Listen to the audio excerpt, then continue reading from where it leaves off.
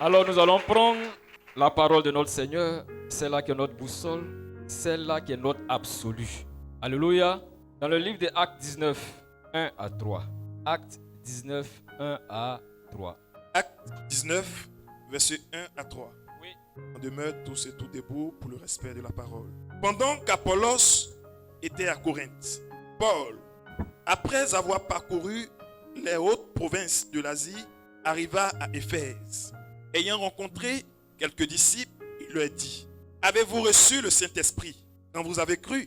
Ils lui répondirent: nous n'avons pas même entendu dire qu'il y ait un Saint-Esprit. Il dit: de quel baptême avez-vous donc été baptisés? Et il répondit: du baptême de Jean. Amen. Amen.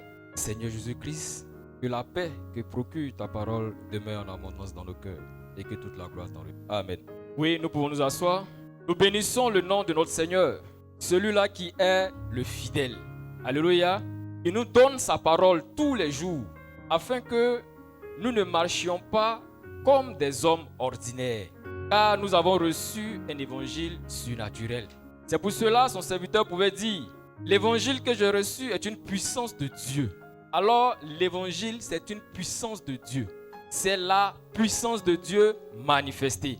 Pour ceux qui croient, si tu ne crois pas, ça ne peut pas être une puissance pour toi. Alléluia. Alléluia. Acclamons encore notre Seigneur pour cet évangile qu'il nous donne.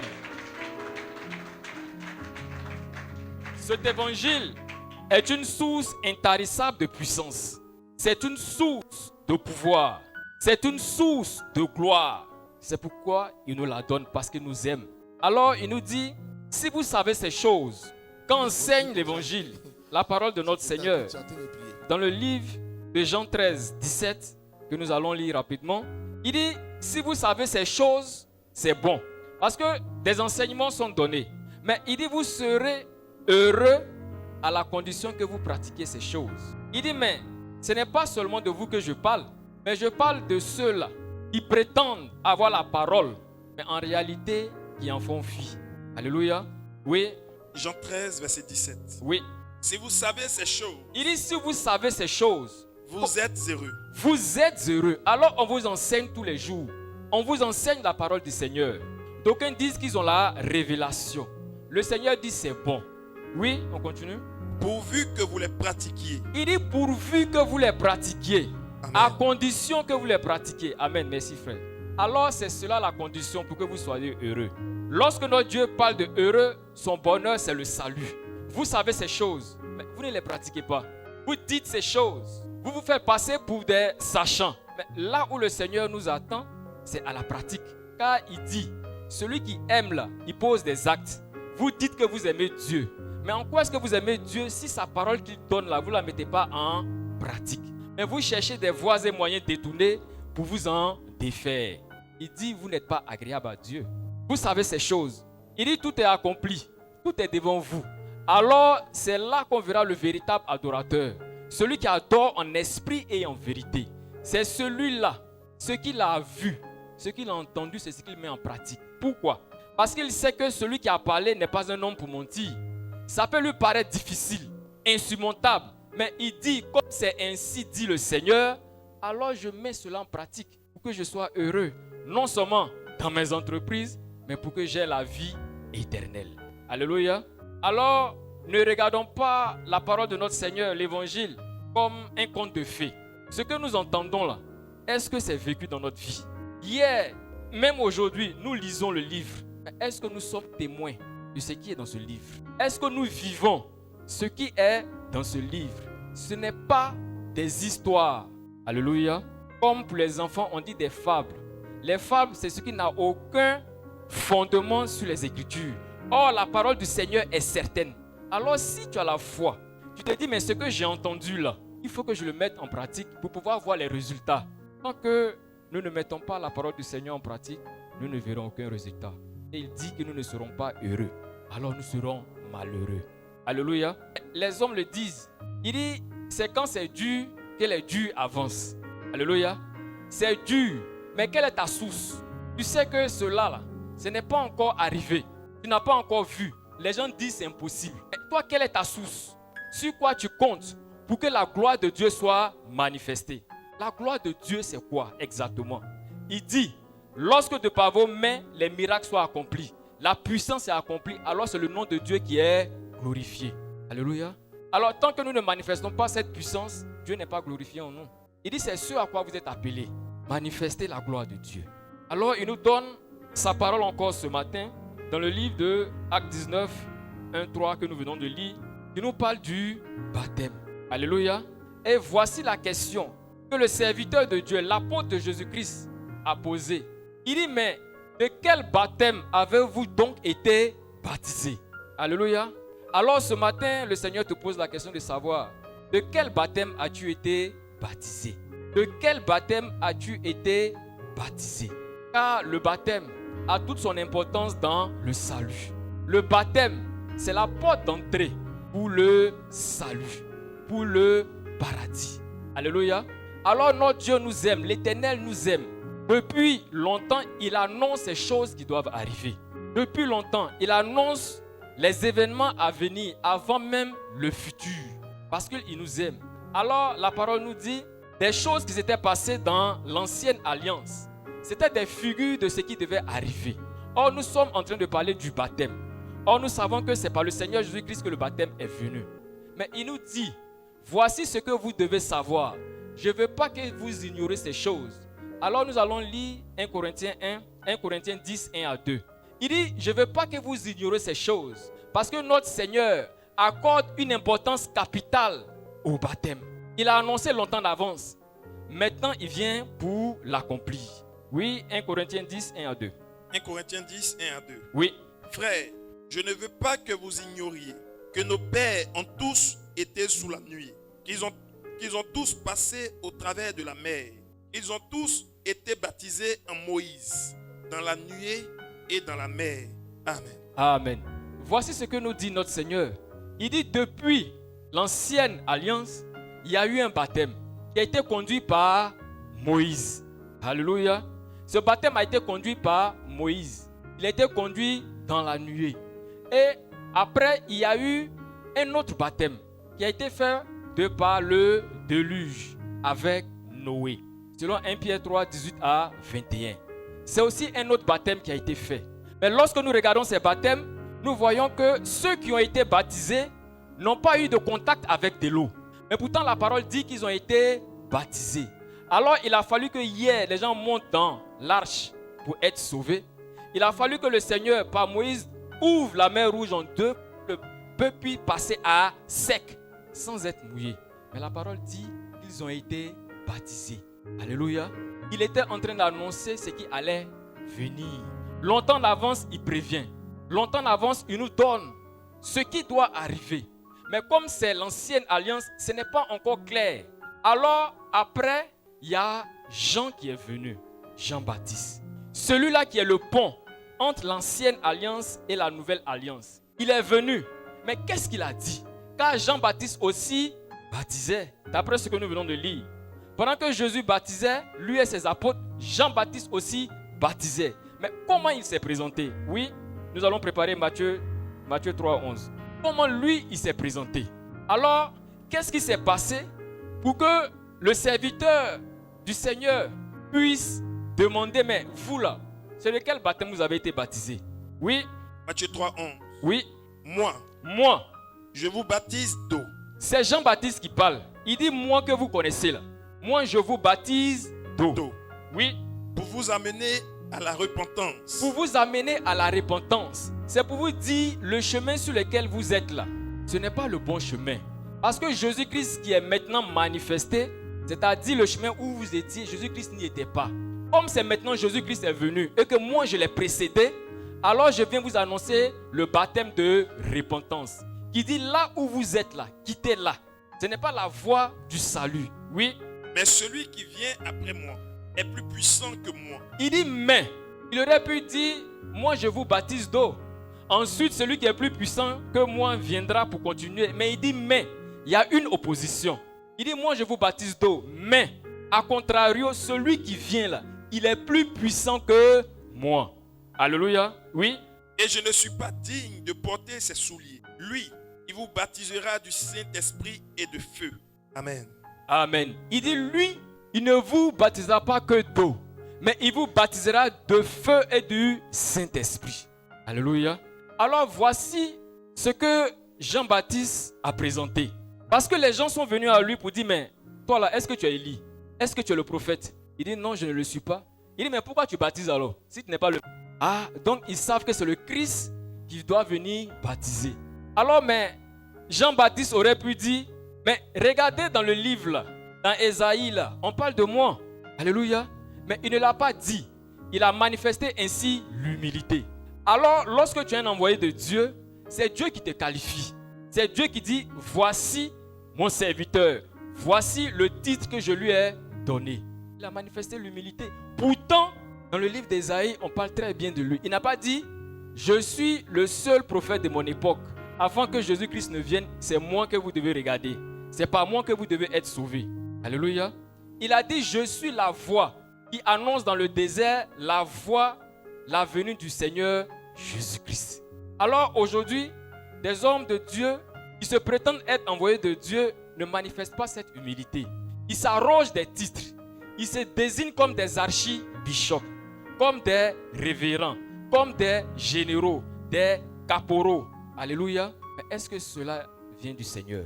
Qu'est-ce que cela manifeste? Il dit, celui qui est de Dieu doit manifester l'humilité et laisser Dieu lui-même le qualifier. Voici comment Jean-Baptiste s'est présenté. Alléluia. Pourtant, c'est ce Jean-Baptiste-là qui a baptisé Jésus. Il ne s'est pas prévalu de cela. Bien au contraire, il dit, moi j'ai un rôle à jouer. Moi je viens seulement pour annoncer quelqu'un qui est plus grand que moi qui doit venir. Moi c'est tout. Alors il est en train de dire au peuple que le baptême que je suis en train de faire n'est pas un baptême qui est complet. Puisque je ne fais que vous annoncer la repentance. Mais après la repentance, il y a la conversion. Après, il y a le salut. Il y a le Saint-Esprit qui est donné. Alors moi là, je connais ma place. Je sais que ce que je suis en train de faire là, c'est en entendant. Mais lorsque celui qui va venir là, lorsque le Seigneur Jésus-Christ va venir là, allez vers lui. Alléluia. Alors nous l'avons dit, Jean-Baptiste a fait aussi des baptisés. Alors c'est ces baptisés là que l'apôtre Paul a rencontré. Et il leur a posé cette question. Il dit, ils sont disciples de Jean-Baptiste. Ils ne sont pas disciples du Seigneur Jésus-Christ. Ils sont disciples de Jean-Baptiste parce que c'est Jean-Baptiste qui les a baptisés. Et voici la question qu'il les pose. Il dit, mais avez-vous reçu le Saint-Esprit quand vous avez cru? Mais comment tu peux voir quelqu'un et puis lui demander, mais as-tu reçu le Saint-Esprit quand tu as cru? Mais on croit et puis le Saint-Esprit. Alléluia. Est-ce qu'il y a quelque chose au milieu? Mais il les regarde, il dit, mais as-tu reçu le Saint-Esprit quand tu as cru? Il dit, mais nous-mêmes là, c'est la première fois qu'on entend parler du Saint-Esprit. On est baptisé là. Vrai là. Saint-Esprit, on ne connaît pas. On n'a jamais entendu parler de cela. Alors, le serviteur, l'apôtre Paul est surpris. Il dit, mais de quel baptême avez-vous donc été baptisé? Si vous dites que vous êtes baptisé et que vous n'avez pas le Saint-Esprit, mais c'est quel type de baptême alors? Parce que lorsque tu crois, tu as le Saint-Esprit. Mais lorsque tu crois, tu manifestes, lui, cette fois par le baptême.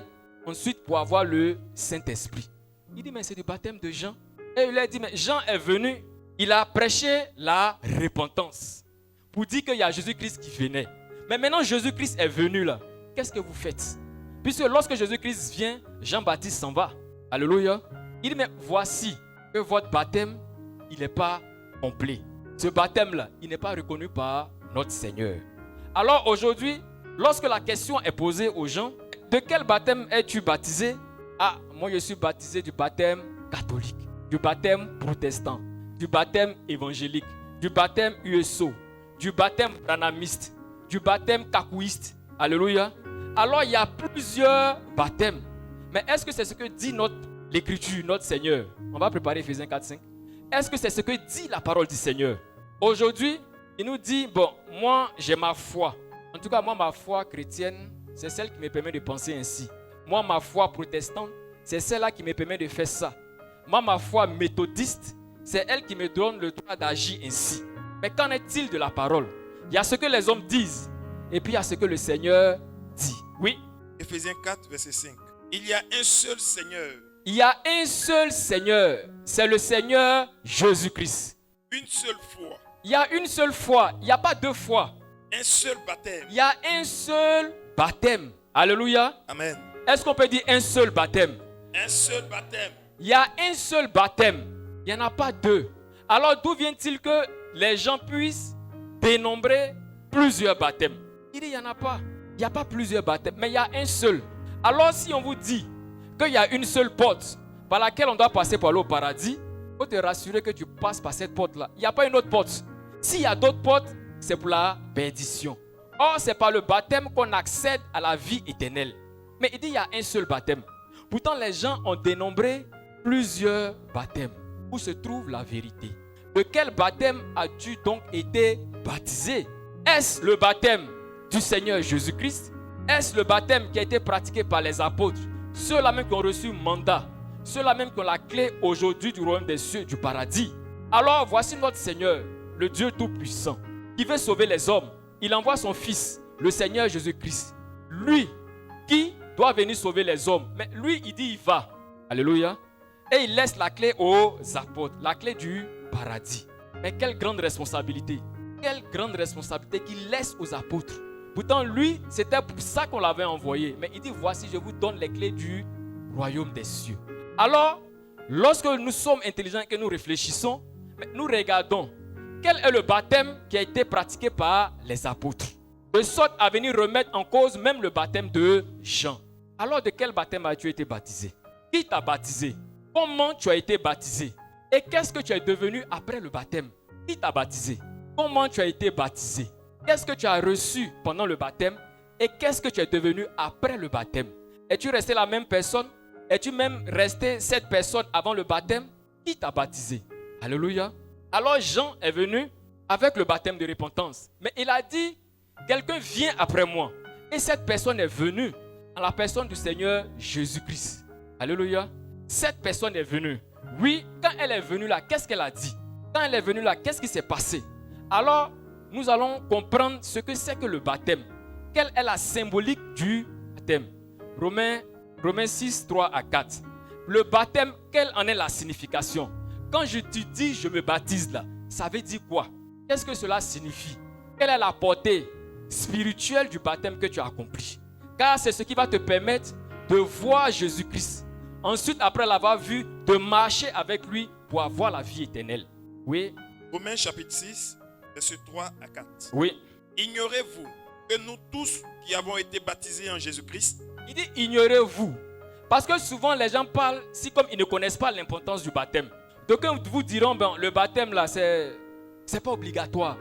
Mais il dit, est-ce que vous ignorez que lorsque vous êtes baptisé là, c'est en Jésus-Christ que vous êtes baptisé? Oui. C'est en sa mort que nous avons été baptisés. Il dit, c'est en sa mort que nous avons été baptisés. Alors, le baptême, c'est quoi? Le baptême, c'est mourir avec Jésus-Christ. Alléluia. Quand on meurt, on oublie tout.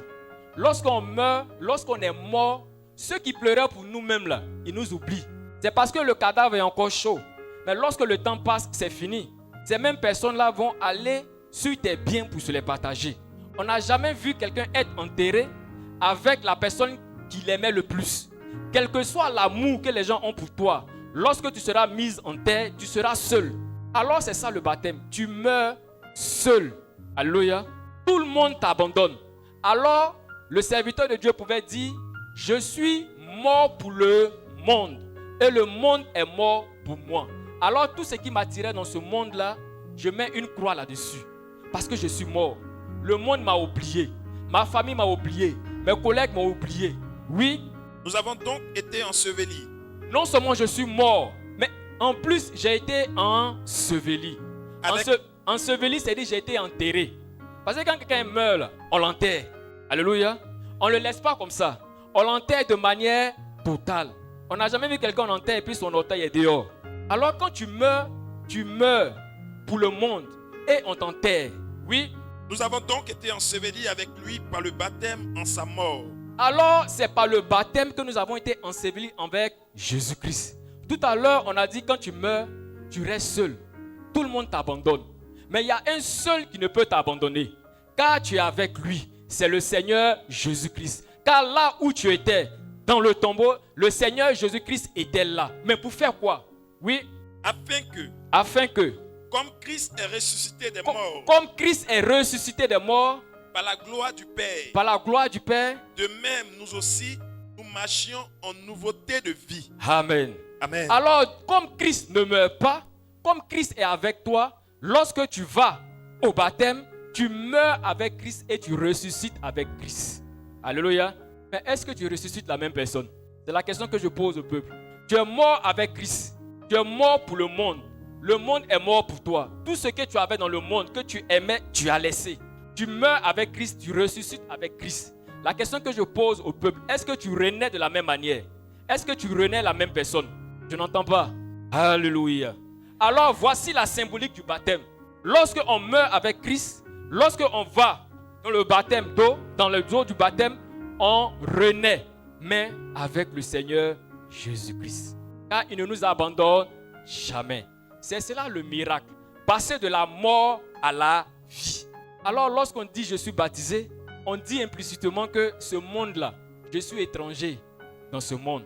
Car désormais, quand je suis ressuscité, c'est pour les choses de mon Père. Car Jésus-Christ lui-même a montré le chemin. Il dit, ne savez-vous pas que je dois m'occuper des choses de mon Père? Que ma nourriture, c'est de faire la volonté de Dieu. Alléluia. Alors voici la symbolique du baptême. Mourir avec Christ, ressusciter avec Christ, devenir une nouvelle personne. Alléluia. Mais comment se fait ce baptême? Car hier, Jean-Baptiste était venu seulement avec de l'eau. Mais il dit, il y a quelqu'un qui vient qui est plus puissant que moi. Mais sa puissance là, ça va se manifester comment? Alléluia. De quel baptême as-tu été baptisé? Qui t'a baptisé? Comment tu as été baptisé? Et pourquoi tu as été baptisé? Et après, quelle personne tu es devenu après le baptême? Nous sommes en train de voir comment se fait le baptême. Alléluia. Nous avons vu la symbolique. Qu'est-ce que cela symbolise? Alors des gens vous diront que non, pour baptiser, parce que nous l'avons vu, on baptise dans l'eau. Mais en réalité, l'eau représente la terre. Puisque tu vas être enseveli, tu vas être enterré. C'est ce que cela signifie. Et les gens vous diront non, pour vous baptiser, il faudrait qu'on vous baptise là où il y a de l'eau qui coule.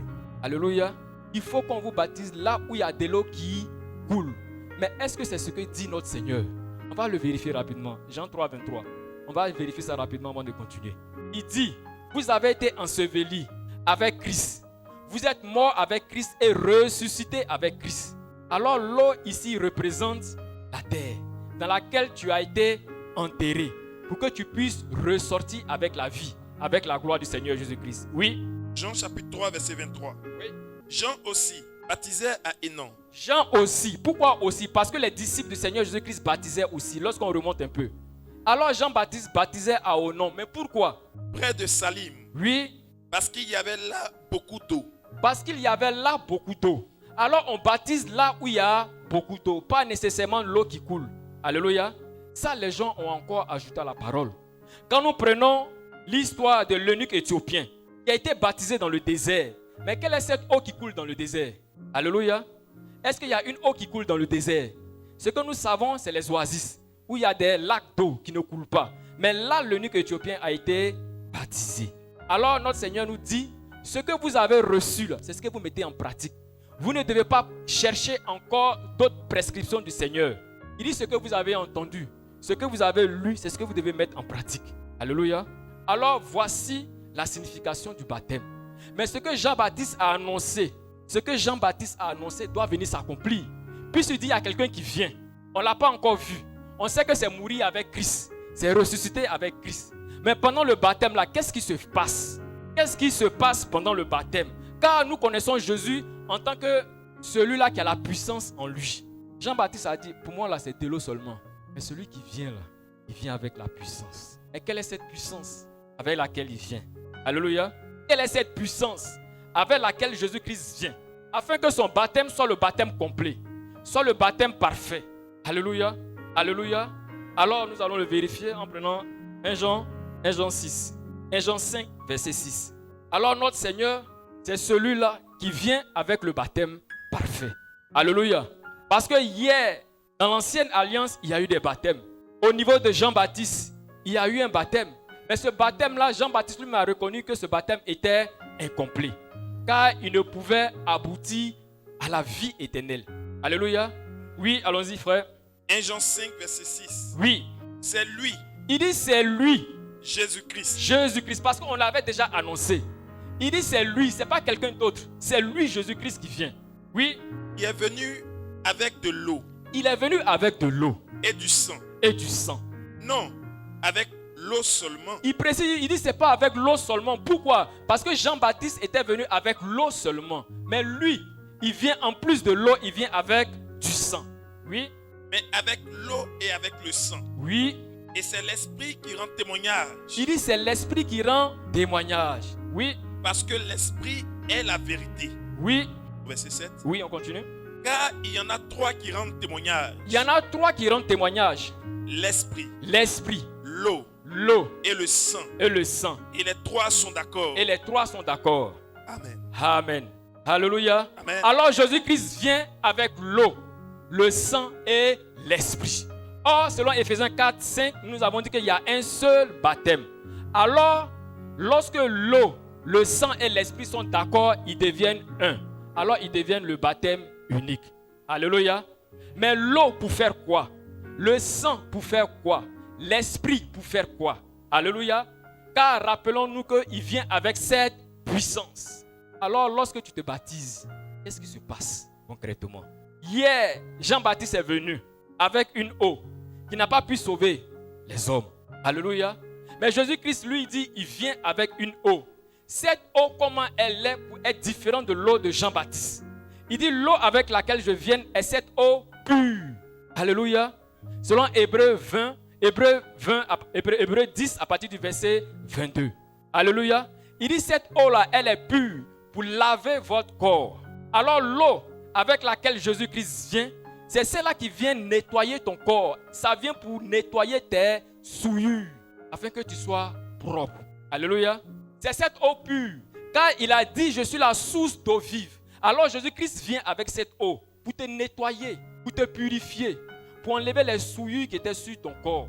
Alors quand les gens disent, non, je ne suis pas prêt pour aller au baptême parce que je me sens sale, tu n'as pas compris le sens du baptême. Parce que cette eau-là, hier, qui ne pouvait pas te purifier, vient aujourd'hui pour te purifier. Alléluia. Cette eau-là vient pour te sanctifier. Alors tu deviens saint. Alléluia. Ce que hier, l'eau ne pouvait pas faire. Lui, il est venu avec cette eau pure qui a la capacité de te laver, d'ôter tes souillures, de ôter tout ce que tu avais comme idolâtrie en toi. Parce que les gens pensent que l'idolâtrie, c'est simplement prendre des statues. Non. Il dit, lorsque tu adores un Dieu qui n'est pas le véritable, tu es un idolâtre. Alléluia. Alors, tout ce que ça va laisser comme trace sur toi, l'eau du Seigneur Jésus-Christ vient pour le nettoyer afin de te sanctifier. Alors, l'eau vient pour la sanctification. Est-ce qu'on peut acclamer le Seigneur? Mais il n'est pas venu avec l'eau seulement. Il dit, il est venu aussi avec le sang. Mais pourquoi le sang? Alléluia. Pourquoi le sang? Il dit, voici l'agneau de Dieu. Jean 1, 29. Qui ôte le péché du monde. Mais pourquoi un agneau? L'agneau, sa destinée, c'est pour qu'il puisse être sacrifié, pour prendre son sang. Mais ce n'est pas le sang d'un animal quelconque, mais c'est le sang de l'agneau qui est pur, sans défaut. Le sang de Jésus-Christ. Pour faire quoi? Pour venir ôter ton péché. Alléluia. Parce que hier, dans l'ancienne alliance, les gens venaient pour demander pardon à Dieu pour leurs péchés. Ils venaient une seule fois par an. Ils ne venaient pas les bras valides. Parce que les bras vides, ils partaient voir l'homme de Dieu, le sacrificateur. Ils venaient avec un animal pour dire, mais voici ma liste des péchés que j'ai commis durant cette année. Je suis venu pour les pardonner. Alléluia. Alors le sacrificateur prend cet animal, prend le sang, mais ce sang-là ne faisait que couvrir les péchés. Et mieux, à chaque fois que tu reviens faire un sacrifice, on te rappelle ce que tu as fait l'année passée. Alléluia. Ça, c'est sous la loi. Alors les gens venaient une seule fois. La loi qui était rude, les gens venaient une seule fois par an pour venir pardonner les péchés, pour venir demander pardon à Dieu. Mais cela n'apaisait pas la colère, ça calmait juste la colère de Dieu. Parce que le sang là ne faisait que couvrir. Le péché était toujours là. Le péché était toujours présent. Alléluia. Alléluia. Alors il dit, hier c'est ce qui se faisait. Mais moi je viens dans le sanctuaire de Dieu, non pas celui fait de main d'homme, mais dans le sanctuaire véritable, pour venir comparaître pour vous. Vous qui étiez des pécheurs, en faisant quoi? En prenant mon propre sang pour venir demander pardon à Dieu. Parce que vous avez fait tout contre Dieu. Alléluia. Alors c'est ce sang-là qui vient pour ôter ton péché. Qui vient pour effacer ton péché. Alléluia. Alors lorsque tu te baptises, c'est le rôle que joue le sang. Alléluia. Pour ôter ton péché. On ne demande pas le sang de Jésus-Christ pour un mariage, non. J'invoque le sang de Jésus-Christ sur la nourriture que je vais manger, non. Le sang de Jésus-Christ a pour rôle de ôter ton péché. Alléluia. Afin que tu passes de l'état de pécheur à l'état de juste. Car c'est par le sang du Seigneur Jésus-Christ que nous sommes justifiés. Alléluia. Le baptême. De quel baptême as-tu été donc baptisé? Alléluia. Car Christ est venu de l'eau. Par l'eau, il t'a sanctifié. Alors par l'eau du baptême du Seigneur Jésus-Christ, tu es un saint. Il est venu avec le sang. Par le sang, il t'a justifié. Tu es devenu juste devant Dieu parce que tu n'as plus de péché. Alléluia. Il est venu avec l'esprit. Mais pourquoi l'esprit? Alléluia. Il a dit, vous êtes scellés du Saint-Esprit pour manifester la gloire de Dieu. Pour manifester la puissance de Dieu. Alors quand tu te baptises, c'est pour recevoir le Saint-Esprit. C'est pour cela, par l'imposition des mains des apôtres, des hommes recevaient le Saint-Esprit. C'est pour cette raison que Paul a posé la question. Il dit, mais avez-vous reçu le Saint-Esprit quand vous avez cru? Il dit, mais apparemment, non, puisque nous on ne savait pas. Parce que lorsqu'on te voit, on sait si tu as le Saint-Esprit ou pas. Par la manière de te regarder, comment tu parles, comment tu te tiens. Le serviteur a su qu'il n'avait pas le Saint-Esprit. Parce que le baptême qui est fait selon le Seigneur Jésus-Christ, tu as automatiquement ou après le Saint-Esprit. Alléluia. Il n'y a pas le baptême d'eau à part. Il n'y a pas le baptême du Saint-Esprit à part. Non. C'est un kit, c'est un ensemble. Alléluia. Quand tu es baptisé, quand on dit tu es baptisé, c'est parce que tu as reçu l'eau et tu as reçu le Saint-Esprit. Ça va ensemble. Alléluia. C'est pour cela Corneille, qui n'avait pas encore été baptisé, mais qui avait déjà reçu le Saint-Esprit, car Dieu est souverain. Lorsque les serviteurs sont venus chez lui, ils ont dit, mais peut-on refuser l'eau du baptême à celui qui a reçu le Saint-Esprit autant que nous? Alléluia. Qu'est-ce qu'il a fait? Il a ordonné qu'il soit baptisé. Il a donné l'ordre. Il dit alors qu'il soit baptisé afin que le baptême soit complet. Car celui qui a reçu le Saint-Esprit avant le baptême, de manière systématique, il reçoit la parole du Seigneur. Alléluia. Alors il dit, il a ordonné qu'il soit baptisé pour que le baptême soit complet. Car le baptême du Seigneur Jésus-Christ, c'est l'eau et l'esprit. Alléluia. De quel baptême tu es baptisé? Alléluia. Quel est ce baptême que tu as fait et que tu n'es pas ressorti en tant qu'un saint? Car on a dit l'eau du baptême, ça vient pour te sanctifier. Celui qui est sanctifié, c'est celui qui est saint. Quel baptême as-tu reçu? Et tu n'es pas injuste. Car le sang du Seigneur Jésus-Christ est venu pour te justifier, pour ôter le péché, afin qu'il n'y ait plus de péché. Quel baptême? De quel baptême as-tu donc été baptisé? Et tu ne sais pas que le Saint-Esprit habite en toi. Et que tu dois marcher par le Saint-Esprit. Et que désormais, celui avec qui tu es ressuscité pendant le baptême, c'est le Seigneur Jésus-Christ qui vit en toi. Alors, quel baptême as-tu reçu? Et il n'y a pas eu de changement. Alléluia. Alléluia. Il dit, voici comment se fait le baptême. Qu'est-ce qui se passe pendant que nous sommes baptisés? Car c'est un acte d'une importance capitale. Car Romains 16, 15 à 16 est clair. Celui qui croira et sera baptisé sera sauvé. Si tu n'es pas baptisé, tu ne peux pas être sauvé. Alléluia. Si tu n'es pas baptisé, tu ne peux pas être sauvé. Parce que le baptême sauve. Selon 1 Pierre 3, 21 que nous allons lire. Le baptême là, ça sauve. Mais quel est ce baptême qui sauve? C'est le baptême du Seigneur Jésus-Christ. C'est le baptême qui est fait au nom du Seigneur Jésus-Christ. Frères et sœurs, avant de recevoir un baptême, c'est parce que tu as reçu un message. Alléluia. Alors quel message as-tu reçu avant qu'on te baptise? Alléluia. Oui, on va faire la lecture. 1 Pierre 3, verset 21. Oui. Cette eau Il dit cette eau était une figure du baptême. Oui, dans l'ancienne alliance. Oui. Qui n'est pas la purification des souillures du corps. Oui. Mais l'engagement d'une bonne conscience envers Dieu. Oui. Et qui maintenant vous sauve. Et qui maintenant vous sauve. Pourquoi maintenant? Parce que hier, cela ne pouvait pas vous sauver. Parce que le Seigneur n'était pas encore venu avec ces trois éléments. Maintenant, comme il est venu avec ces trois éléments, le baptême vous sauve. Mais qu'est-ce que vous avez entendu pour vous baptiser? Alléluia. Quel est le message que vous avez entendu pour que vous soyez baptisés? Alors, qui vous a baptisé? Alléluia. Qui vous a baptisé? Car lorsque nous prenons les Écritures, on a vu qu'un baptême a été conduit par Moïse, ensuite par Noé. Après cela, Jean-Baptiste, qui est le pont, est venu. Il a baptisé. Après, les apôtres du Seigneur Jésus-Christ ont baptisé. Il n'y a pas eu de femmes parmi ces personnes qui baptisent. Ce ne sont que des hommes qui baptisent. Car celui qui t'enseigne la parole, celui qui t'annonce la bonne nouvelle, sa première vocation, c'est que tu sois baptisé. Alléluia. C'est pour cela l'eunuque éthiopien, lorsque Philippe, qui est le serviteur de Dieu, a été envoyé vers lui, lorsqu'il a fini de lui annoncer la bonne nouvelle, il n'est pas écrit quelque part qu'il a parlé du baptême. Mais voici la question que l'eunuque éthiopien lui a posée. Il dit, mais qu'est-ce qui empêche que je sois baptisé? Alléluia. Alors ceux qui doivent être sauvés, c'est cette question qu'ils posent. Ils ne disent pas, mais le baptême là, quelle est son importance? Mais le baptême là, est-ce que je dois le faire maintenant? Est-ce que je suis prêt encore pour le baptême? Alléluia. Parce qu'ils n'ont pas encore compris.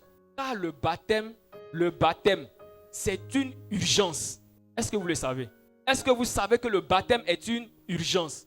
C'est pour cela le geôlier s'est fait baptiser, lui et toute sa famille, à minuit. Par le baptême, tu sécurises ton âme. Parce que le souffle de vie ne t'appartient pas. Quand quelqu'un dit non, bon, je vais attendre, je ne suis pas encore prêt, bon, je ne suis pas encore propre, je vais voir, je ne suis pas encore convaincu, je n'ai pas encore eu la révélation, bon, je n'ai pas encore eu le discernement, il n'a pas la foi. Alléluia. Car le Seigneur connaît ses brebis. Elles connaissent la voix de leur maître. Quand elles entendent cette voix, elles disent, mais voici la voix de mon Père. Mais homme frère, que dois-je faire pour être sauvé? C'est la question que celui qui doit être sauvé pose. Alléluia. Il ne dit pas, mais le baptême, est-ce que je peux le faire maintenant? Ou bien, mais pourquoi chez vous, là, les femmes ne chantent pas? Non. Alléluia. C'est son âme qui l'intéresse. Ce que tu m'as dit là, je sais que si je laisse jusqu'à midi, je peux mourir dedans. Alors, qu'est-ce que je dois faire? Alors, quelle est la condition pour être baptisé? Frères et sœurs, quelle est la condition pour être baptisé? C'est de croire. Celui qui croira et sera baptisé sera sauvé. Entre croire et se baptiser. Lorsque Paul ici parlait, il dit, mais avez-vous reçu le Saint-Esprit lorsque vous avez cru? Est-ce qu'il y a coup de baptême au milieu? Entre croire et se faire baptiser, est-ce qu'il y a cul d'âme? Est-ce qu'il y a catéchèse? Est-ce qu'il y a catéchumina? Mais on te dit, il faut croire. Quand on t'annonce une bonne nouvelle, soit tu crois ou tu ne crois pas. Mais quand tu crois, tu manifestes cela par le baptême. Alléluia. Est-ce que nous comprenons bien? Alors voici des gens qui font des programmes pour se baptiser. On dit, bon, quand tu as fait des cours pendant 3 ans, c'est généralement en juin, là, on fait les baptêmes. Ils ont programmé cela. Alléluia. Mais on va lire quelque chose dans le livre de Actes 16, à partir du verset 13 par là. Comment se fait le baptême? Est-ce qu'on planifie le baptême? Alléluia. Est-ce qu'on le planifie pour voir si certaines conditions sont réunies pour qu'on puisse faire le baptême? Ou bien comment se fait le baptême selon le Seigneur? Le baptême qui sauve. Oui, Acte 16 à partir du verset 13. Acte 16 à partir du verset 25. Non, 13. À partir du verset 13. Le jour du Shabbat, oui, nous nous rendîmes hors de la porte, oui, vers une rivière, où nous pensions que se trouvait un lieu de prière. Amen. On retient un lieu de prière. Voici des hommes de Dieu qui sont sortis. Ils partaient chercher un lieu de prière. Alléluia. Et ces chemins faisant, oui, nous nous assîmes et nous parlâmes aux femmes qui étaient réunies. L'une d'elles, nommée Lydie, oui, marchande de pourpre de la ville de Thyatire, était une femme craignant Dieu et elle écoutait. Le Seigneur lui ouvrit le cœur pour qu'elle soit attentive à ce que disait Paul. Lorsqu'elle eut été baptisée, aïe. Déjà, on dit le Seigneur lui a ouvert l'esprit. Et en même temps, on parle de baptême. Alléluia. Amen. Merci frère, tu peux t'asseoir. Voici des serviteurs de Dieu qui cherchaient un lieu de prière. Comme c'est leur travail d'évangéliser, d'annoncer la parole, ils ont vu un groupe de femmes, ils se sont assis, ils ont annoncé la bonne nouvelle. Alors Dieu a ouvert l'esprit d'une Lydie pour qu'elle puisse accepter la parole. Ils l'ont baptisée. Alléluia. Ils ont continué le chemin, ils sont partis chercher leur lieu de prière. Alléluia. Est-ce qu'on peut acclamer le Seigneur? Bon, c'est quel programme ils ont fait là? Alléluia. Cette Lydie là, c'est la première fois qu'ils la voyaient. Mais elle acceptait la parole du Seigneur, ils l'ont baptisée. Alléluia. Alors la seule condition pour être baptisé, c'est de croire. Alléluia. Mais est-ce que tu as cru? Si tu as cru, tu te baptises. Alors si tu n'es pas encore baptisé, ça veut dire que tu ne crois pas. Il n'y a pas de temps de latence. Comme les gens veulent vous faire croire pour dire non, ils vont vous faire une cure d'âme. ce n'est pas dans les Écritures. Est-ce qu'on comprend bien? Alors, dans quel nom se fait le baptême? Dans quel nom se fait le baptême? Car notre Seigneur, dans le livre de Matthieu 28, 19 à 20, voici la commission qu'il a donnée aux apôtres. Il dit, allez, faites de toutes les nations des disciples, les baptisant au nom du Père, du Fils et du Saint-Esprit. Alléluia. Ah, il faut faire ce qui est écrit. Mais le Seigneur connaît toutes choses. Il dit, mais vous là, ne partez pas, attendez. Parce que le Saint-Esprit doit venir d'abord sur vous, pour que vous puissiez avoir la révélation de la parole, pour que vous puissiez avoir l'intelligence renouvelée, pour savoir comment est-ce que vous devez baptiser, dans quel nom vous devez baptiser. Alléluia. Alors quand ils sont partis, puisque ce sont les apôtres en qui Jésus-Christ a confiance, puisque c'est à eux qu'il a laissé la clé du paradis, ils devaient aller faire ce qu'il a dit. Mais est-ce qu'ils ont baptisé au nom du Père, du Fils et du Saint-Esprit? Lorsque nous parcourons les Écritures, cela n'a été fait nullement. Alléluia. De deux choses l'une. Soit les apôtres là, ils se sont trompés, et puis Jésus-Christ a peur d'eux, il ne les a pas repris. Alléluia. Ou bien ils sont dans le vrai, parce qu'ayant reçu la révélation. Voici des gens à qui on a remis les clés du paradis. Eux, ils vont faire autre chose que ce que le Seigneur Jésus-Christ a dit. C'est que nous sommes tous perdus. Or, ce qui est probable, c'est qu'ils aient accompli la volonté du Seigneur Jésus-Christ. Alors, ils ont eu la révélation de savoir que au nom du Père, quand on dit au nom du Père, O, c'est au singulier. Il n'y a pas de X. Donc, il y a un seul nom pour le Père. Il y a un seul nom pour le Fils. Il y a un seul nom pour le Saint-Esprit. Alléluia. Et c'est en ce seul nom-là qu'ils sont allés baptiser. Alléluia. C'est en ce seul nom-là qu'ils sont allés baptiser. Mais en quel nom ils ont baptisé? Ils ont baptisé, selon Acte 19, à partir du verset 5, ils ont baptisé dans le nom du Seigneur Jésus-Christ. Acclamons notre Seigneur. Parce que c'est le seul Dieu qui se manifeste dans ces trois dispensations. Alors le nom de Dieu, c'est Jésus-Christ. Le nom du Fils unique, c'est Jésus-Christ. Le nom du Saint-Esprit, c'est Jésus-Christ. Alléluia. Nous l'avons dit. Lorsque les gens se sont baptisés, ils ont été plongés dans l'eau. Comme Philippe et l'eunuque éthiopien, ils sont tous deux descendus dans l'eau pour être immergés totalement. Alléluia. De quel baptême as-tu été baptisé? Et qu'on met l'eau dans un gobelet pour mettre ça sur ton front. Alléluia. Parce que les gens le font aussi. Mais est-ce que c'est conforme aux Écritures? Alléluia. Ça veut simplement dire que tu n'es pas né de nouveau. Parce que quand tu meurs et que tu ressuscites, tu es né de nouveau. Ce n'est plus la même personne. Alléluia. Parce que le baptême ne vient pas pour t'améliorer, non. Le baptême vient pour te changer. Ce n'est plus la même personne. Mais on met de l'eau, tu n'es pas mort. C'est-à-dire, ton comportement que tu avais, tout ce que tu avais là, c'est là. Alléluia. Car Christ dit, nous étions ténèbres. Il est venu avec sa lumière pour nous éclairer. Mais tu n'as pas reçu le renouvellement de l'esprit. Alors tu es resté tel que tu es. Or, le rôle du baptême, c'est de venir nous transformer d'un état où nous étions à un autre état où nous devenons. Nous allons voir ces deux états tout à l'heure. Alléluia. De quel baptême as-tu été baptisé? Alléluia. Et puis tu ne réclames pas la puissance du Saint-Esprit. Alléluia. Alléluia. Voici la parole de notre Seigneur. Il dit, qui t'a baptisé? Aujourd'hui, les gens qui baptisent, les hommes qui baptisent, doivent baptiser dans le nom de Jésus-Christ. Si vous écoutez un autre nom, ou bien si vous entendez un autre nom dans lequel le baptême est fait, c'est le baptême de la perdition. Alléluia. Car c'est Jésus-Christ seul qui est mort à la croix. Alléluia. C'est le seul nom par lequel nous devons être sauvés, selon Acte 4:12. Alléluia. C'est ce seul nom-là qui sauve. Il ne peut y avoir un baptême en aucun autre nom. Car c'est lui seul qui est mort à la croix. Alléluia. Alors nous avons vu la symbolique du baptême. Comment se fait le baptême? Car Jésus-Christ est venu avec ces trois éléments. Et quels sont les différents rôles, ces trois éléments? Alléluia. Quand tu te baptises là, c'est pourquoi? Est-ce qu'on s'est déjà posé cette question? Alléluia. Quand on se baptise là, c'est pourquoi on se baptise. Qu'est-ce qu'on reçoit directement après le baptême? Est-ce que nous sommes posé cette question? Alléluia. C'est par le baptême que nous serons sauvés. Alors nous devons savoir ces choses. Mais quand je me suis baptisé là, je suis rentré comment dans le baptême et je suis ressorti comment? Qu'est-ce que j'ai reçu dans le baptême? Et à partir de ce moment, qu'est-ce que je dois continuer à manifester? Alléluia. Alléluia. Nous allons prendre Acte 2, 37 à 38, pour savoir ce que nous recevons dans le baptême. pourquoi est-ce que nous nous baptisons et quelles sont les conséquences sur notre vie. Car lorsque nous sortons de là, nous ne devons plus être la même personne. Car nous sommes morts avec Christ par le baptême. Mais nous ne sommes pas restés morts. Nous sommes ressuscités avec notre Seigneur Jésus-Christ. Mais pourquoi? Oui, allons-y frère. Actes chapitre 2, Oui, 37 à 38. oui, Après avoir entendu ce discours, oui. ils eurent le cœur vivement touché. Et il dit à Pierre et aux autres apôtres, hommes frères, que ferons-nous? Voici encore la même question. Quand quelqu'un veut être sauvé là, il ne pose pas beaucoup de questions. Hein. Il dit j'ai compris ce que tu as dit là. Hier je pensais que j'adorais. Mais avec ce que tu viens de me dire là, je sais que je suis en danger. Mais je fais quoi pour quitter dans le danger là? Parce que si tu es venu me dire que je suis en danger, c'est parce que tu as la solution à mon danger. Alors il faut me dire. Mais quand tu poses une autre question et que tu mets des barrières, ça veut dire que tu n'as pas la foi. Alléluia.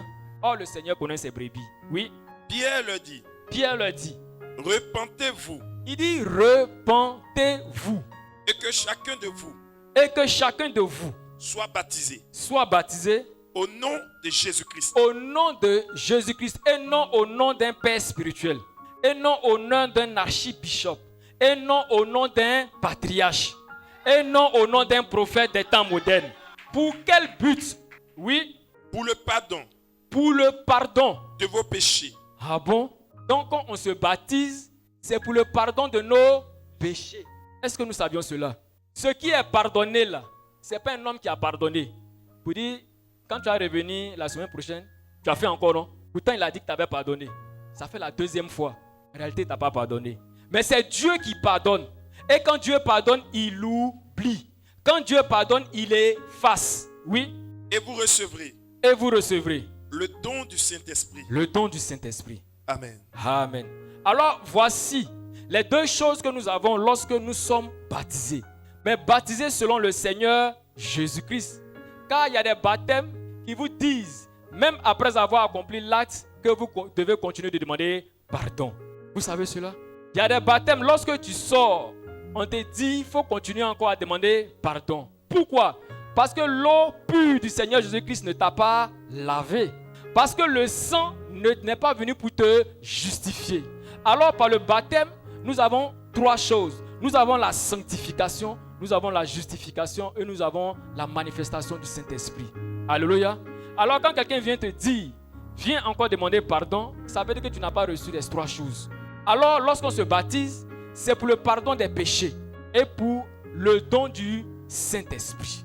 Mais le pardon des péchés là, tu l'as eu à quel moment? Pendant que tu étais en train de te baptiser. Or avant cela, il y a Christ qui est mort à la croix. Alors c'est parce que cela a été accompli. Et que maintenant tu veux bénéficier de ce sacrifice-là que tu rentres dans le baptême. Et c'est là que tu reçois le pardon des péchés. Alléluia. De quel baptême as-tu été baptisé? Et tu demandes encore pardon à Dieu pour tes péchés. On dit le pardon des péchés. Ou bien les gens ne comprennent pas ça. Romains 8, 1 dit quoi? Il n'y a plus de condamnation en ceux qui sont en Jésus-Christ. Mais condamnation de quoi? Qu'est-ce qui nous condamnait hier? C'était la mort. Mais la mort venait de quoi? Du péché. Le péché venait de la loi. Mais on dit il n'y a plus de condamnation. Mais tu es libre. Ou bien, on va lire Romains 5. Romains 5, 8 à 10. Mais on te dit que tu es libre. Mais tu dis non.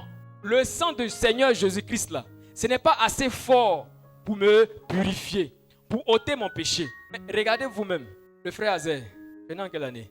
2002. Or, le Seigneur Jésus-Christ a fait le sacrifice, ça fait plus de 2000 ans. Ça va? Mais tu es convaincu que le sang de Jésus-Christ là, qui a été versé il y a 2000 ans là, est assez puissant pour venir ôter ton péché? Alléluia. Le péché qu'il ôte là, c'est les péchés passés, présents ou futurs.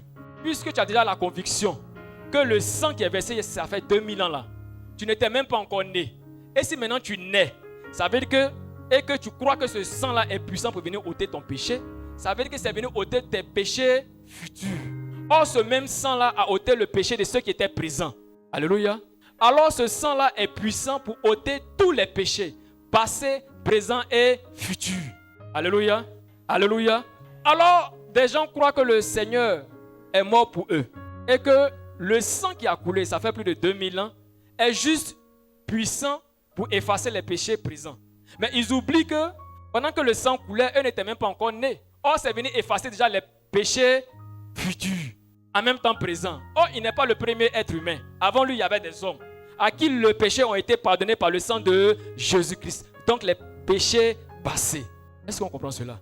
Alors, le sang de Jésus-Christ est puissant pour ôter tout péché. Oui, on continue, frère. Romains chapitre 5, Oui, à partir du verset 8. Mais Dieu prouve son amour envers nous oui, en ce que, lorsque nous étions encore des pécheurs, il dit, il prouve son amour envers nous. Lorsque nous sommes pécheurs, c'est ça? lorsque nous étions, Non, nous sommes encore pécheurs. Parce que tous les jours on pêche, non? Parce que les gens disent. Il dit, mais tous les jours on pêche. Mais que dit la parole? Il dit, lorsque nous étions encore des pécheurs encore des pécheurs. C'est à quel temps? au passé. Il dit, nous étions encore des pécheurs. Alors quel est ce groupe de personnes qui étaient des pécheurs et qui ne le sont plus? C'est ceux qui ont accepté le Seigneur et qui se sont fait baptiser. Parce que nous l'avons dit, Christ est venu le sang. Pendant le baptême, le sang de Jésus-Christ est venu ôter le péché, est venu effacer le péché. Alors il ne nous considère plus comme des pécheurs. Alors il nous dit, lorsque nous étions encore, ça c'est dans le passé. Oui, Christ est mort pour nous. À plus forte raison donc, oui, maintenant que nous sommes justifiés par son sang, oui, nous sommes justifiés par son sang. Pendant le baptême, Christ est venu avec son sang pour nous rendre justes. Alors nous sommes justes devant lui. Nous sommes justifiés, nous sommes sans péché devant lui. Oui, serons-nous sauvés par lui de la colère? Car si, lorsque nous étions ennemis, il dit lorsque nous étions encore ennemis. Mais il parle encore au passé. Alléluia. Amen. Il dit lorsque nous étions pécheurs. Il revient encore pour dire lorsque nous étions ennemis. Alors vous qui vous considérez comme encore des pécheurs, vous êtes en train de dire que vous êtes ennemis de Dieu. Alléluia. Amen. Vous êtes des ennemis de Dieu. Parce que vous vous présentez encore comme des pécheurs. Tant bien même qu'il ait déjà versé son sang. Vous lui dites que son sang n'est pas assez fort pour ôter de manière définitive votre péché. Vous comparez son sang au sang des boucs qui ne faisait que couvrir. Mais lui, il dit, il vient avec la puissance pour ôter le péché. Vous dites non, c'est trop fort, nous ne pouvons pas croire ça. Vous êtes ennemis de Dieu. Parce que vous êtes encore des pécheurs. Alléluia. Oui. Car si, lorsque nous étions ennemis, Oui. nous avons été réconciliés avec Dieu par la mort de son Fils. Il dit par la mort de son Fils. Par le sacrifice de son Fils. Car la parole dit, Dieu était en Jésus-Christ lorsqu'il venait faire la réconciliation avec les hommes. Alléluia. Mais tu es maintenant réconcilié avec Dieu. Pour tous les péchés que tu as déjà commis, passé, présent, futur, car Dieu connaît toutes choses. Mais tu es encore là à lui demander pardon. Alléluia. Tu es encore là à lui demander pardon. Or, il a dit dans le livre des Hébreux 10, 22, il dit de nous approcher avec Dieu avec un cœur sincère, avec une bonne conscience. Mais ce qui t'accuse encore, c'est le péché. Alors, tu n'as pas une bonne conscience devant Dieu. Comment peux-tu prier? Tu as cette mauvaise conscience-là en toi. Et tu dis, tu viens prier le Seigneur. Mais dans ton cœur, tu es convaincu qu'il ne va même pas t'exaucer. Alléluia. Mais il dit, je suis venu pour vous décharger. Alléluia. Le péché n'a plus son pouvoir sur vous. Or, c'est le péché qui amène la mort. Mais il dit, il vous a délivré de la mort. C'est pour cela qu'il a dit, j'ai vu Satan tomber tel un éclair. Satan déchu. Oui, cet ange qui a été déchu. Alléluia, car il n'a plus de pouvoir. Mais pourquoi il n'a plus de pouvoir? Frère, on va lire Colossiens 2, 13 à 14. Aujourd'hui, les gens s'agrippent au pouvoir, plutôt au péché. Pour dire, mais on pêche tous les jours. On pêche tous les jours. Mais toi qui es né de nouveau, pourquoi as-tu encore ce langage? Pour les autres, on peut comprendre. Parce qu'ils ont reçu le message qui leur fait croire qu'ils sont toujours encore pécheurs. Et c'est dedans qu'ils ont été baptisés. Alors pour eux, c'est tout à fait normal qu'ils continuent dans le même schéma. Mais toi, tu as reçu le renouvellement de l'intelligence. Alléluia. Alléluia. Oui, Colossiens 2, 13 à 14. Colossiens chapitre 2, 13 à 14. Oui. Vous qui étiez morts par vos offenses. Il dit, mais vous étiez morts de par vos offenses. Or, celui qui offense, c'est celui qui pêche. Il dit, vous étiez pécheurs, donc vous étiez morts. Alléluia. Il dit, comme vous étiez pécheurs, vous étiez morts. Mais vous dites que vous êtes baptisés. Et vous réclamez encore d'être pécheur. Or, celui qui est mort, c'est celui qui n'a pas la vie éternelle. Alléluia. Alors, ton baptême n'a rien changé. Puisque tu es resté dans l'état de pécheur. Oui. Et par l'incirconcision de votre chair. Oui. Il vous a rendu à la vie avec lui. Il vous a rendu à la vie avec lui. Parce que pendant le baptême, on est mort avec Christ et on ressuscite avec Christ. Alléluia. Amen. Oui, En nous faisant grâce en nous faisant grâce. pour toutes nos offenses. Non, une partie. Il dit pour. Toutes nos offenses. Il dit mais toutes nos offenses. Passé au, présent au, futur au. Il dit toutes nos offenses. Il dit je vous ai fait ça cadeau. Je ne regarde même plus cela. Alléluia. Mais les gens disent non, il faut prendre ce qui est passé là seulement. Futur là, non, on va demander pardon pour ça. Alléluia. Oui. Il a effacé. Il a. Effacé. Bon, là maintenant, il précise maintenant. Il a effacé l'acte dont les ordonnances nous condamnaient. Il a effacé l'acte dont les ordonnances nous condamnaient. Quel est cet acte? C'est le péché dont les ordonnances nous condamnent. Car Satan vient toujours pour nous accuser. Mais il a effacé l'acte. Alors, la conséquence logique, c'est que les ordonnances ont été effacées. Il a effacé l'acte. Il a effacé le péché qui t'accuse. Il a effacé le péché qui dit que toi, tu es destiné à la mort. Il n'y a plus de péché. Alléluia. Mais de quel baptême as-tu été baptisé et tu réclames encore le péché dans ta vie? Nous allons voir où se trouve le péché. Pour ceux qui sont nés en Christ, pour ceux qui sont en Jésus-Christ, oui. Et qui subsistait contre nous. Il subsistait contre nous. Et il a détruit. Il a détruit. En le clouant à la croix. Est-ce qu'on peut acclamer le Seigneur? Le péché qui t'accuse. Ceux qui se réclament d'être encore pécheurs. Il dit mais le péché là, pour ceux qui sont nés de moi là, il n'y a plus de péché dans leur vie. Alléluia. Car ce péché là, je l'ai cloué à la croix. En partant à la croix, l'ennemi pensait qu'il avait eu la victoire. Mais en réalité, c'était pour aller clouer le péché. Alors il n'y a plus de péché dans votre vie. Alléluia. C'est ça le baptême de la régénérescence, de la régénération. Alléluia. Alléluia. Alors, voici ce que vient faire le baptême dans la vie du saint, dans la vie du juste. Est-ce qu'on comprend cela? Quand tu as été baptisé, quel est le produit qui sort? On ne peut pas dire un produit fini, mais il y a un produit semi-fini. Car la marche doit continuer. Car l'homme du Seigneur a dit, je suis venu prêcher la repentance et la conversion. Quel est le produit qui sort? Parce que ce n'est pas tout d'être baptisé, mais il y a un cheminement. Christ dit, je suis le chemin. Tu as été baptisé. Quel est le cheminement? Qu'est-ce que tu fais? Alléluia, après le baptême.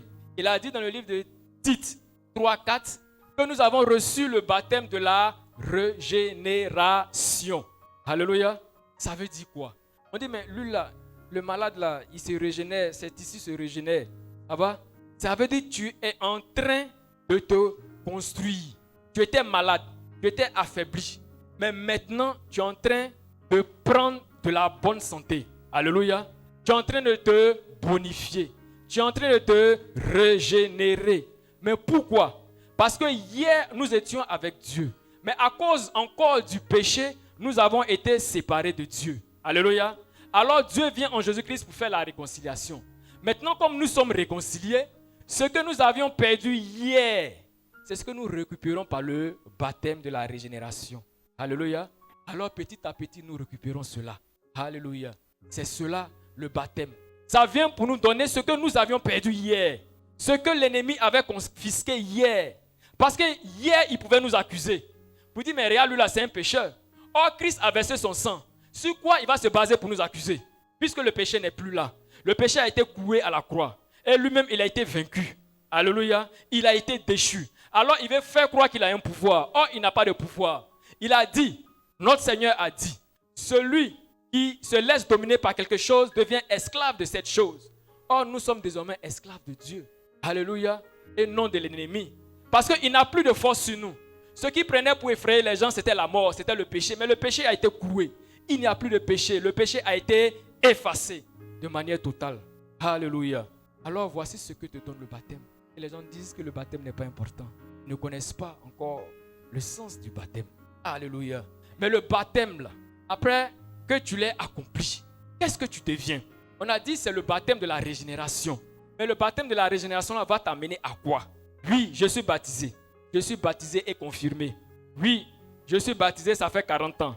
Mais bizarrement, ces hommes ne fêtent pas la date anniversaire de leur baptême. Mais dans le lieu de prière, ils fêtent la date anniversaire de leur naissance physique. Ils sont en train de vous dire que ce qui compte pour eux encore là, c'est le monde. Alléluia.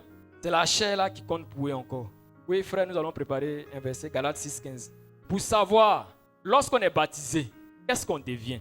Après avoir reçu l'eau, le sang et l'esprit, à quoi nous sommes prédestinés? À quoi nous sommes prédestinés? Qu'est-ce que nous devons pratiquer? Oui.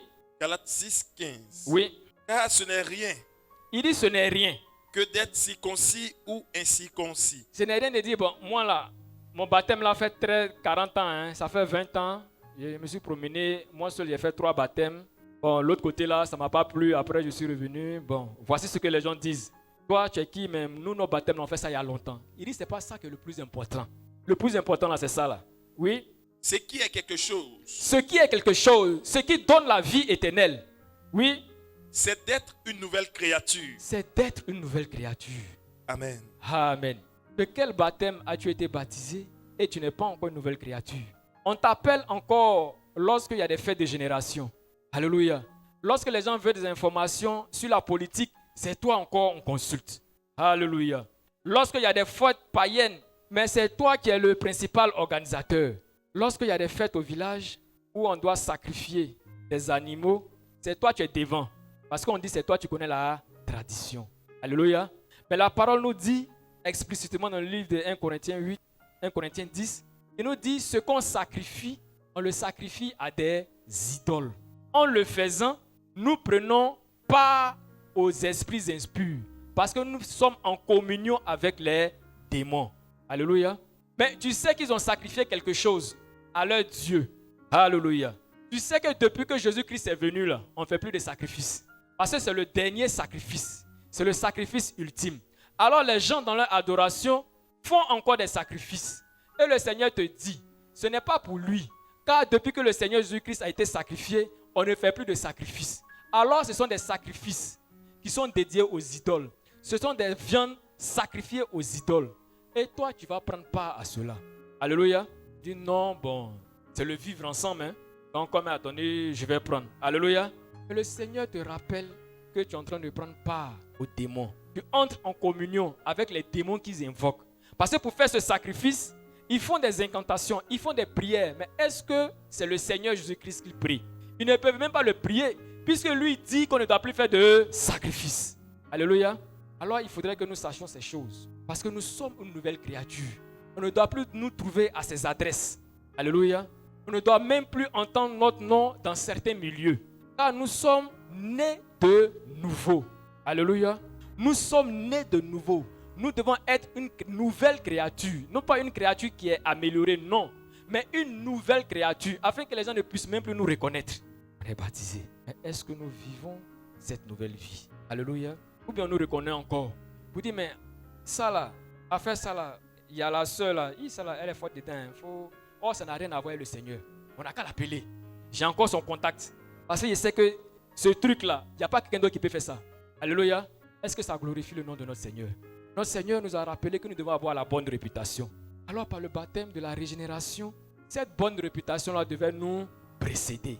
Alléluia. Notre Seigneur nous instruit sur l'église Ruth. C'est la bonne réputation de l'église Ruth qui l'a précédée. Afin qu'elle puisse posséder tout ce qu'elle désirait. Parce que bien avant, elle a mis son adoration devant. Alléluia. Et les gens parlent de la grâce. Oui, tout est grâce. Tout est grâce. Alléluia. Mais la grâce, qu'est-ce que c'est? Selon Philippiens 1,29, c'est d'abord de croire en Jésus-Christ, mais de souffrir pour lui. Alors quand tu sors après le baptême, une nouvelle créature, ta vie entière doit être dédiée à l'œuvre du Seigneur. Alléluia. C'est pour cela qu'il t'a donné son esprit. Parce que son esprit, il ne le met pas dans des corps qui ne soient pas saints. Il ne le met pas dans des corps qui ne soient pas purifiés. Il t'a donné son esprit. Parce que tu es passé par là où il faut passer afin de manifester toute sa puissance. Alléluia. De quel baptême as-tu été baptisé? Et tu demandes encore pardon pour tes péchés. De quel baptême as-tu été baptisé? Et tu dis que pour être sauvé, je dois arrêter de pécher.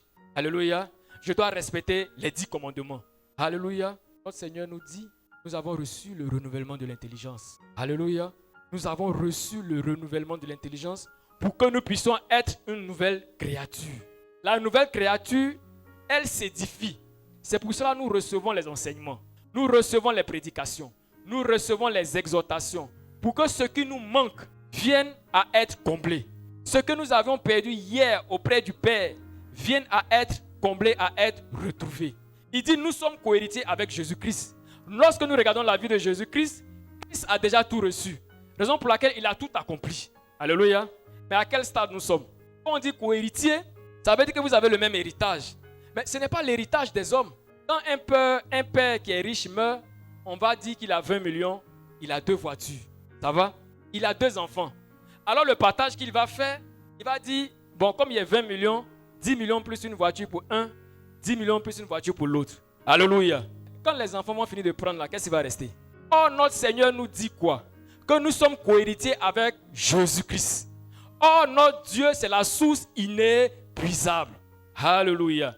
Alors, lorsque nous sommes cohéritiers avec lui, notre richesse là, ça ne finit pas. Tant que nous prenons, ça se remplace. Alléluia. C'est pour cela, lorsque des gens devaient manger qui étaient dans le désert, le Seigneur Jésus-Christ n'a pas multiplié le pain. Il a découpé le pain avec les poissons. Et lorsque les paniers ont été envoyés, à chaque fois que les gens prenaient, ça se remplaçait. C'est la source inépuisable. Parce que notre Seigneur, s'il donne en une certaine quantité, ça peut finir, même si tu prends un peu, ça va finir. Mais notre Seigneur, là, il donne en abondance. C'est-à-dire que ça déborde. Et quand ça déborde, ça déborde. Quand ça déborde, ça déborde. Quand ça déborde, ça déborde. C'est cela notre Seigneur. Il dit, voici, vous avez reçu cela. Profitez-en. Alors, nous devons avoir cette vie menée par le Saint-Esprit. Car notre Seigneur est venu avec les 3 éléments. Nous avons vu l'eau, le sang, mais le Saint-Esprit. Alléluia. Le Saint-Esprit, c'est cette puissance de Dieu. Il a dit, voici les miracles qui accompagneront ceux qui auront cru. Marc 16, 17 à 18. Mais c'est un héritage qui est là. Est-ce que tu réclames cet héritage? Tu dois le manifester. Tu dois le manifester, cet héritage. Il dit, voici, ceux qui ont cru là, voici ce qu'ils doivent faire. Or, nous avons lu dans le verset de base, la question qu'il a posée. Il dit, mais est-ce que vous avez reçu le Saint-Esprit quand vous avez cru? Or, Marc 16, 17 à 18 dit, voici les miracles qui accompagneront ceux qui auront cru. Alors, voici les miracles qui accompagneront ceux qui auront reçu le Saint-Esprit. Tu as le Saint-Esprit et cette puissance de Dieu. Est-ce qu'elle est éveillée en toi? Alléluia. D'aucuns vous diront que le plus grand miracle, c'est d'avoir cru. Mais ça là, on sait ça. Mais par rapport à ce qu'on vient de lire, c'est-à-dire que les Écritures ne doivent plus dire ça. Parce que ceux qui ont cru, c'est ceux qui sont nés de nouveau. Alors si le plus grand miracle a été accompli, il ne va plus dire, voici les miracles qui accompagneront ceux qui auront cru. Alléluia. Parce que l'évangile que nous avons reçu est une puissance. Car la foi est basée sur la démonstration de puissance. Et c'est ce que nous avons reçu au travers du baptême. Alléluia. Est-ce que nous marchons en nouveauté de vie? Est-ce que nous marchons en nouveauté de vie? Car la parole dit quoi? Celui que Dieu envoie dit les paroles de Dieu. Celui que Dieu envoie dit les paroles de Dieu. Mais quelles sont les paroles de Dieu? Frère, nous allons lire Luc 24, 46 à 47. Il dit, mais vous entendez des messages. Et à travers ces messages, vous partez vous baptiser. Car celui que Dieu envoie dit les paroles de Dieu. Mais quelles sont les paroles de Dieu que l'envoyé de Dieu doit dire? Quel est le message qu'il doit donner au peuple afin que le peuple soit sauvé, afin que le peuple ait la vie éternelle? Quel est ce message qu'il doit donner? Car c'est à partir du message qu'on se baptise. Oui. Luc 24, 46 à 47. Oui. Et il leur dit, ainsi il est écrit que le Christ souffrirait. Oui. Et qu'il ressusciterait des morts le 3e jour. Ça, les gens l'annoncent. Ceux qui enseignent dans ces synagogues l'annoncent tous les jours. Jésus-Christ est mort, il est ressuscité. Ça, nous le savons. Oui. Et que la repentance et le pardon des péchés. La repentance et le pardon des péchés seraient prêchés en son nom à toutes les nations, à commencer par Jérusalem. Amen. Amen. Alors voici ce qui doit être prêché. Alléluia. Voici ce qui doit vous amener au baptême. Le pardon des péchés, mais la repentance d'abord. Lorsque l'homme de Dieu est envoyé par l'Éternel, il ne cherche pas à faire des compromis. Car il est écrit, lorsque Jésus-Christ a commencé à prêcher, la première des choses qu'il a dit, il dit repentez-vous.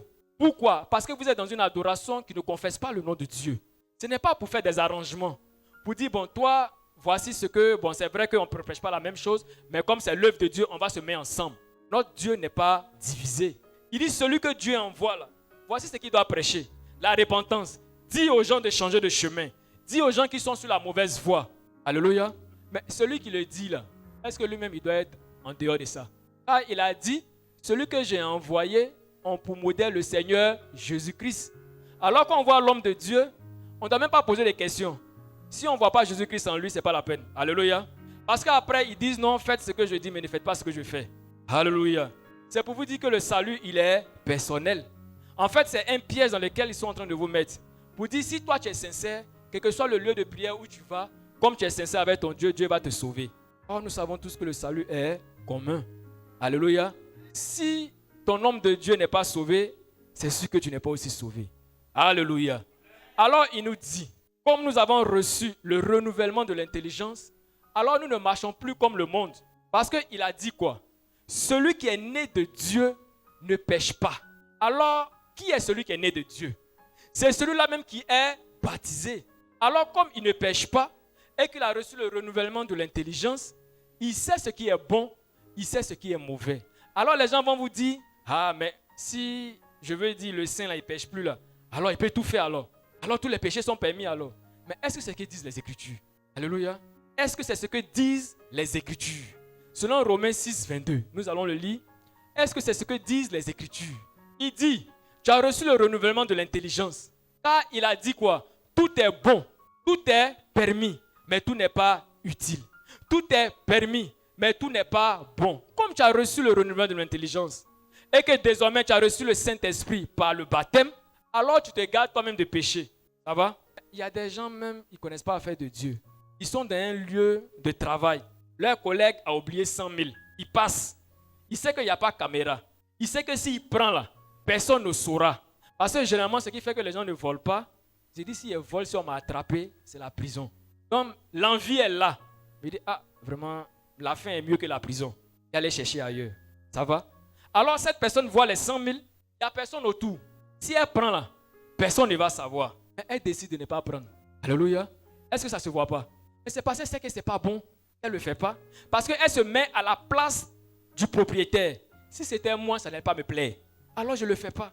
Alors vous qui avez reçu le Saint-Esprit, le renouvellement de l'intelligence, vous savez ce qui est bon, ce qui n'est pas bon. Ce n'est pas parce que vous n'êtes plus accusé du péché que vous allez vous vautrer dans le péché. Non. Car il dit, ceux qui sont nés de Dieu sont prédestinés à pratiquer de bonnes œuvres. Alléluia. Oui. 1 Corinthiens 10, verset 23. Oui. Tout est permis. Tout est permis. Mais tout n'est pas utile. Mais tout n'est pas utile. Tout est permis. Oui. Mais tout n'édifie pas. Mais tout n'édifie pas. Amen. Or, nous sommes la maison de Dieu. Nous sommes l'église qui doit être édifiée. Mais ce que tu fais là, en quoi est-ce que ça édifie l'église? Alléluia. En quoi est-ce que ça édifie l'église? C'est vrai que tu n'es plus pécheur. Mais quand tu regardes là, est-ce que c'est une nouvelle vie? Oui, on avait une lecture, Romains 6, 22. Est-ce que cela participe à la gloire de Dieu? Est-ce que cela te donne la bonne réputation? Car désormais, tu es une nouvelle créature. Tu n'es plus cette ancienne personne qui était encore abonnée aux choses du monde, qui était encore abonnée aux convoitises du monde. Tu as été régénéré. Alléluia. Amen. Oui. Romains chapitre 6, verset 22. Oui. Mais maintenant, étant affranchi du péché. Aïe. Quand notre Seigneur parle là, il met toujours le temps pour dire qu'il y a une démarcation. Alléluia. Amen. Parce qu'avant le péché, tu étais là, un être abominable, un être misérable, un être plein de péché. Selon Romains 3, 4, qui dit qu'il n'y a point de juste. Selon Job 15, 14, qui dit que tu bois l'iniquité comme l'eau. Tu étais là. Et au milieu, il y a le baptême. Tu es passé par le filtre.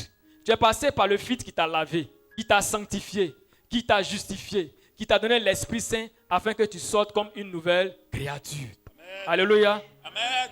Oui. Étant affranchi du péché. Étant affranchi du péché. Quand on dit tu es affranchi là, ça n'a plus de pouvoir sur toi. Et d'aucuns disent non, je suis encore esclave du péché. Je suis encore sous le péché. Oui. Et devenu esclave de Dieu. Oui. Vous avez pour fruit la sainteté. Il dit vous avez pour fruit la sainteté. Parce que vous avez été baptisé, ce n'est plus pour retourner à la vomissure, mais c'est pour maintenant manifester la sainteté. Alléluia. Amen. Tant bien même que nous ne péchions plus, nous savons ce que nous devons faire. Nous devons pratiquer les bonnes œuvres. Alors c'est la sainteté qui est désormais notre mode de vie. Alléluia. C'est bon, c'est fini? Et pour fin, la vie éternelle. Voilà, c'est ce qui nous intéresse. Amen. Alléluia. C'est la vie éternelle là qui nous intéresse. Mais nous savons que nous devons avoir une vie de sainteté en pratiquant les bonnes œuvres. C'est par là qu'on reconnaît que nous avons reçu l'esprit de discernement. Alléluia. En plus de la puissance, cet esprit nous dit que nous devons manifester l'amour selon Galates 5, 22. Nous avons lu, le pasteur nous a demandé de connaître ce verset-là par cœur. Galates 5, 22. Lorsqu'on le lit, tout commence par l'amour. Alors tu as reçu le renouvellement de l'esprit. Tu es baptisé. Est-ce que tu manifestes l'amour? Est-ce qu'en toi il y a la charité? Ou bien quand on te regarde, tu es encore une personne violente? Alléluia. Ou bien on a encore peur de marcher sur ton pied. Parce qu'on dit, elle là, si tu as marché sur ton pied, c'est sur ta tête, elle va marcher. Alléluia. Est-ce qu'on te reconnaît encore en tant qu'une telle personne? Si c'est le cas, alors notre Seigneur dit que tu dois te revoir. Car tu dois être cette nouvelle créature pour la gloire de notre Seigneur Jésus-Christ. Alléluia. Alors voici le baptême, le sens du baptême. Alléluia. Celui qui t'a baptisé. Comment tu as été baptisé? Qu'est-ce que tu as reçu après le baptême? Et après le baptême, quelle est la personne que tu es devenue? Quelle est la créature que tu es devenue? Es-tu resté la même personne ou as-tu changé? Car c'est un cheminement. Alléluia. Le baptême sauve. Alors les gens vont dire, mais le brigand à la croix, est-ce qu'il a été baptisé? Alléluia. Est-ce que toi tu es brigand? Tu as tes deux pieds, tu marches, tu entends la parole. Tu veux te mettre à la place du brigand. Cette personne n'a pas la foi. Car le Seigneur dit, ceux qui ont la foi là, ils appliquent ce que le Seigneur dit. Il dit, si tu as cru, il faut te baptiser. Il dit, non, tu cherches une occasion pour ne pas aller au baptême. Mais en réalité, c'est pour ta propre édition. Alléluia. Mais ceux même qui le disent, ils étaient sous quelle dispensation? Alléluia. Car le Seigneur n'avait pas encore tout accompli. Alléluia. C'est lui qui fait toutes choses. Comme il dit, l'homme n'a pas été fait pour le sabbat, mais c'est le sabbat qui a été fait pour l'homme. Car le Seigneur Jésus-Christ est maître de toutes choses. Alors, c'est lui qui décide à qui il donne la vie. Alléluia. Alors, n'oublions pas, frères et sœurs, que nous avons été baptisés dans le nom du Seigneur Jésus-Christ et que nous devons avoir à manifester cette nouvelle création, cette nouvelle vie, afin que le nom de notre Seigneur soit glorifié. Que le Seigneur, dans sa paix, encore nous bénisse abondamment.